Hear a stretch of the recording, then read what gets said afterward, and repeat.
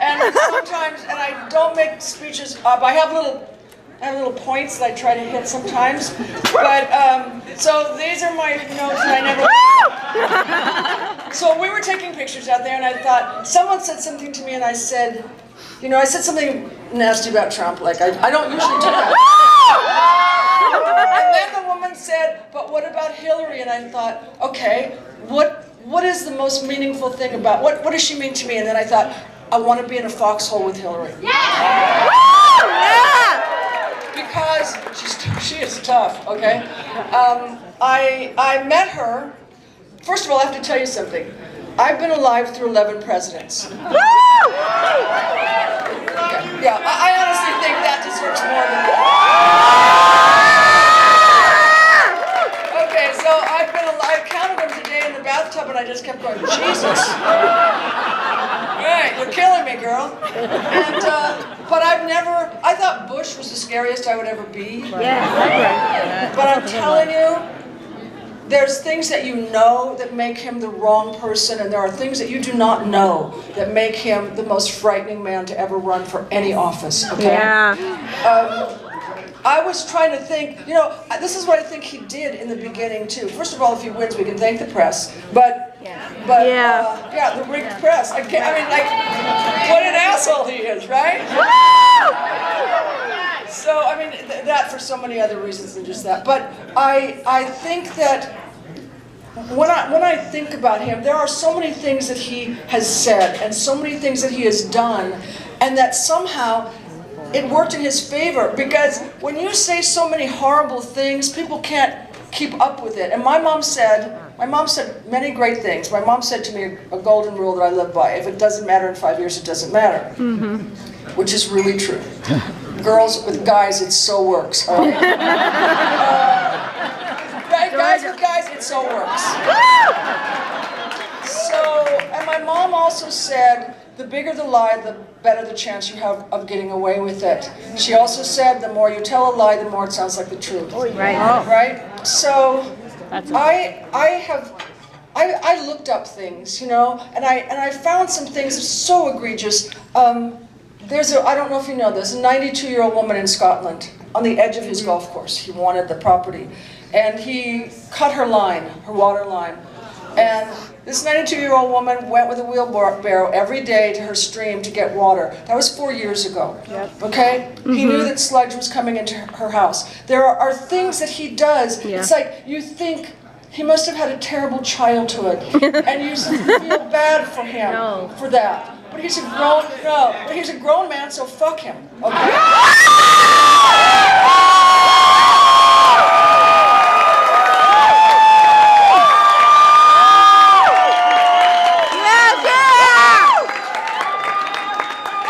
And I think that this is, like, his father was a member of the Ku Klux Klan. His father did not rent to minorities.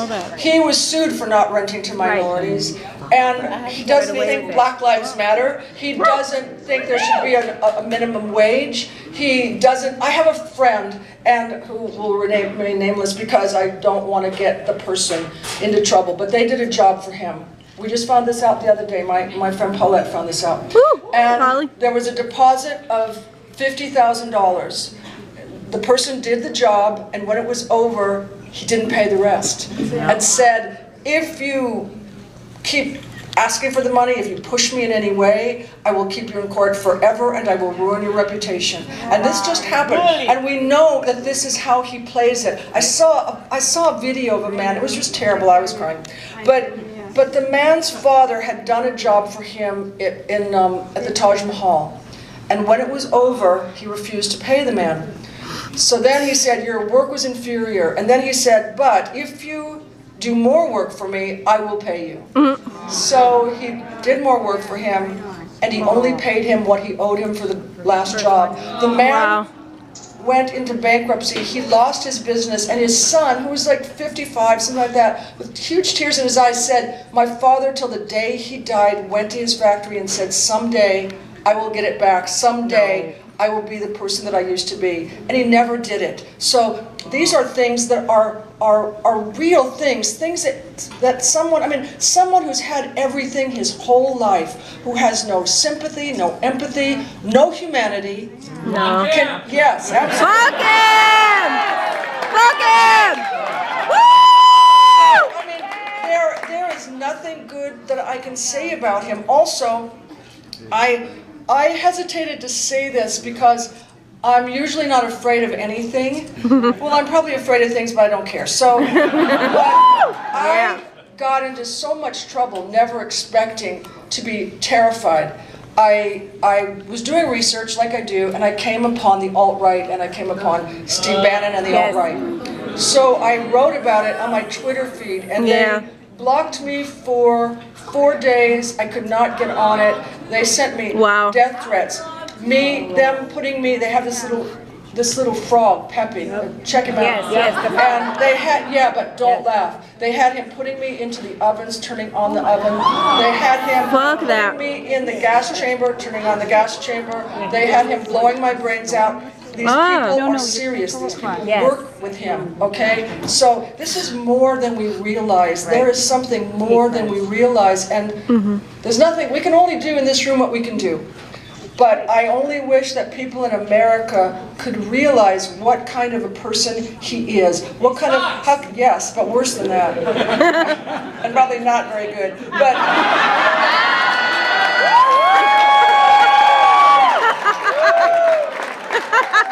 a little information, a little levity.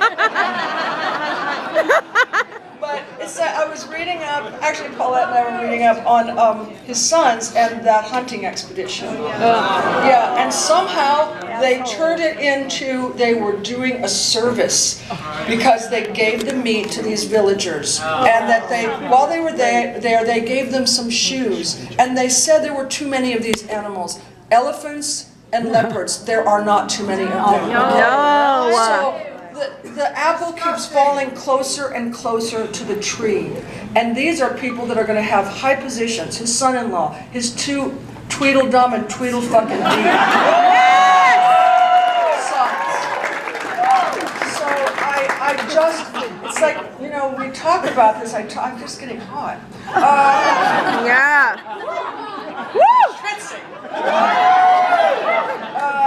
Also, you know, I am not a particular fan of John McCain, but he is a war hero, all right? He got his arms broken in 2 places. He is a war hero. Lieutenant Khan, Captain Khan, right, sorry. Captain Khan is a war hero. And he's more than a war hero. He is a war hero that knew that he was going to give his life for his troops. And that is something that none of us, I don't know if that was given to me, that decision, I don't think I could do it. But that's what he did. That's the kind of American he is. You know, so when someone says, there should be no minimum wage. When someone says black lives don't matter, you know, when someone says make America great again and they mean make America white again. I mean, this is a group of people that do not like the browning of America. They just don't get it. They don't understand that it's a great thing, you know. And I have to say, about his followers, I would say the majority of his followers are people that are disillusioned, that have lost everything, and we cannot be upset that they believe for some unknown reason that he is not an elitist, that he, like, I see in their eyes, the thing that they want most, they think that he is the Messiah, that he will give it to them. You know, he will Antichrist. give them, I can't even say, but he would give them nothing, and it'll be too late for them because they will suffer the most. The people who will benefit, me. I will benefit the most if he becomes the president, you know? And I mean, and I like to keep my money, but I don't need it as much as other people. So.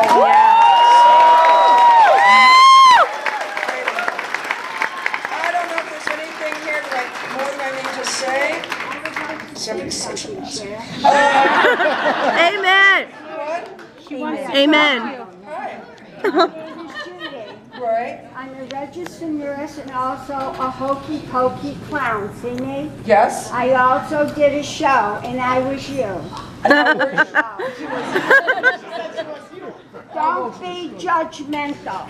We are all God's children. You have to love everybody. And you know something? I respect you and I love you. Yeah. If you run for president. I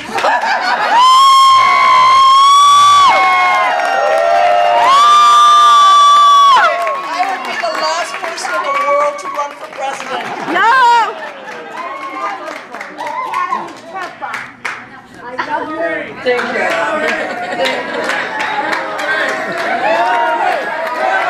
Yes. A lady made me this.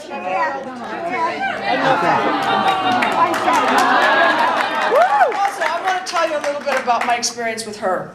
I've known her, because it's not enough to say how horrible he is. It's very frightening, though, and actually it could be enough. But I've known her since she ran for the Senate. And I was invited to do these teas. I think I told you guys this before, but just listen anyway. So I was invited to do these teas. And I thought, I'm not a tea girl, but I'll do it. So I went to the tea, and there were a bunch of ladies, more tea ladies, but so she gave a great speech, and I thought, well, you know, I'm surprised at this, but afterwards we had to go to this little room while they cleaned up the tables and then prepared for the next teas. So we were kind of forced to be together, and then we started talking to each other, and the more that we talked, and tea after tea, nothing in it but tea, the more we talked, the more I really liked her and the more puzzled I was, and finally I said, look, you know, I don't know what's going on here, because you're so much fun, and you have such a good sense of humor, and you seem so warm. What's the deal? And she told me about when she tried to get national health care for everyone, and she said that when the Republicans attacked her so viciously, personally, it made her kind of go in, you know, like you do. You don't, and she said, I don't want to wear my heart on my sleeve. And this was a long time ago. She said, I just want to do the job. I want to do the job. I want to go to work every day. I want to do the job, but I'm not going to just let them jump all over me. Yeah. And as it turned out, they got along so well. She worked so well across the aisle. And she said a really funny thing, and I've only told her a couple of times, but I don't think she'd be upset. But she said something, and I thought, my God, what a naive, kind of refreshing. This is so refreshing. And she said, do you know a spa? And I went, babe. I'm the spa queen. Are you kidding? Right. I'm not really the spa queen, but I know a couple. And I thought, do I know a spa? What a strange thing. I would have thought she would know this kind of thing. And she said, I'm so tired. When this is over, I want to go to a spa. So I gave her the best one that I knew. So but it gave me a feeling about her, a person that I didn't know, a person that I didn't expect. Okay, fade out, fade in. I'm supposed to introduce her at the Greek. And so I'm standing backstage, and the curtains are closed, and I'm hanging with Christina Aguilera's band, and we're talking. And then the drapes open, you know, the big curtains open. I should know this, I've been doing it 52 years, but whatever, those things opened. And she comes walking through, and I went, I don't want to go on after you. What happened? I was supposed to introduce you. And she said, don't worry about it. She gave me a big hug, and she said, don't worry about it, my little Oscar winner. Yeah!